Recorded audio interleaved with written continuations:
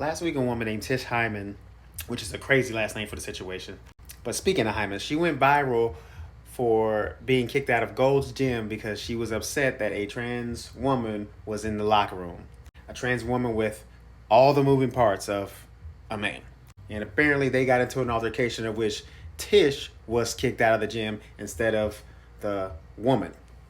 And I spoke to a quote unquote cis female friend of mine about the situation. And she said to me that, a lot of the animosity that's going on between trans women and cis women could be solved if trans women actually had a discussion about where they're welcome or where they can be to make cis women feel safe. And what I realized is that's man stuff, you know what I mean? Meaning not having a discussion, just going where they want to go. That's man activity, right? You want to convince us that you are a woman, but you keep doing man stuff, right? Men don't have any kind of discussion about where they can be and where it's safe for them or safe for other people, right? The only time we have a discussion about where we can go is if it's like another man's house.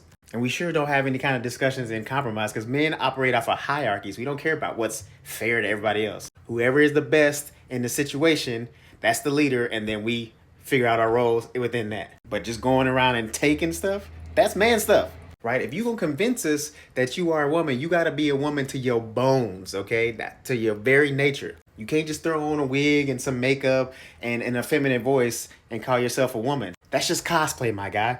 That's just Shakespeare, right? Because even the butchiest of butch of lesbians who act like men only act like men to a certain point, right? They try to fight a man, but as soon as the man starts swinging, what's the first thing they say? Oh, you can't hit me.